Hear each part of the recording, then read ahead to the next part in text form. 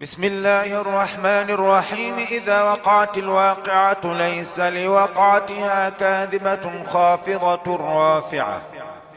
إذا رجت الأرض رجا وبست الجبال بسا فكانت هباء منبثا وكنتم أزواجا ثلاثة. فأصحاب الميمنة ما أصحاب الميمنة وأصحاب المشأمة ما أصحاب المشأمة. والسابقون السابقون أولئك المقربون في جنات النعيم. ثلة من الأولين وقليل من الآخرين على سرر موضونة متكئين عليها متقابلين. يطوف عليهم ولدان مخلدون بأكواب وأباريق وكأس من معين لا يصدعون عنها ولا ينزفون وفاكهة مما يتخيرون ولحم طير مما يشتهون وحور عين كأمثال اللؤلؤ المكنون جزاء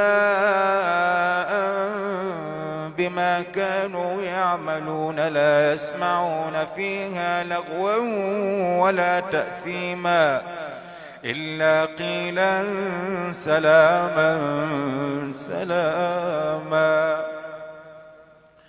وأصحاب اليمين ما أصحاب اليمين في سدر مخضود وطلح منضود وظل ممدود وماء مسكوب وفاكهة كثيرة لا مقطوعة ولا ممنوعة وفرش مرفوعة. إنا أنشأناهن إنشاء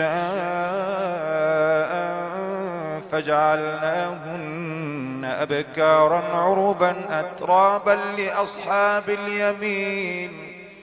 ثلة من الأولين وثلة من الآخرين. وأصحاب الشمال ما أصحاب الشمال في سموم وحميم وظل من يحموم لا بارد ولا كريم. إنهم كانوا قبل ذلك مترفين وكانوا يصرون على الحنث العظيم وكانوا يقولون أئذا متنا وكنا ترابا وعظاما أئنا لمبعوثون أوآباؤنا الأولون قل إن الأولين والآخرين لمجموعون إلى ميقات يوم معلوم. ثم إنكم أيها الضالون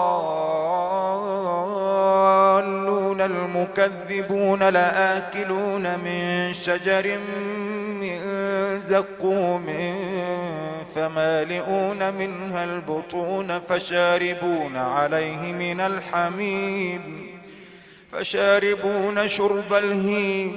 هذا نزلهم يوم الدين. نحن خلقناكم فلولا تصدقون. أفرأيتم ما تمنون أنتم تخلقونه أم نحن الخالقون؟ نحن قدرنا بينكم الموت وما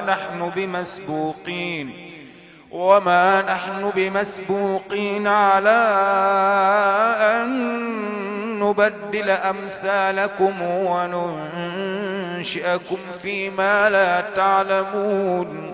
ولقد علمتم النشأة الأولى فلولا تذكرون أفرأيتم ما تحرثون أأنتم تزرعونه أم نحن الزارعون لو نشاء لجعلناه حطاما فظلتم تفكهون إنا لمغرمون بل نحن محرومون أفرأيتم الماء الذي تشربون أأنتم أنزلتموه من المزن أم نحن المنزلون لو نشاء جعلناه أجاجا فلولا تشكرون أفرأيتم النار التي تورون أأنتم أنشأتم شجرتها أم نحن المنشئون نحن جعلناها تذكرة ومتاعا للمقوين فسبح باسم ربك العظيم فلا أقسم بمواقع النجوم وإنه لقسم لو تعلمون عظيم إنه لقرآن كريم في كتاب مكنون لا يمسه إلا المطهرون تنزيل من رب العالمين أفبهذا الحديث أنتم مدهنون وتجعلون رزقكم أنكم تكذبون فلولا إذا بلغت الحلقوم وأنتم حينئذ تنظرون ونحن أقرب إليه منكم ولكن لا تبصرون فلولا إن كنتم غير مدينين ترجعونها إن كنتم صادقين فأما إن كان من المقربين فروح وريحان وجنة نعيم وأما إن كان من أصحاب اليمين فسلام لك من أصحاب اليمين وأما إن كان من المكذبين الضالين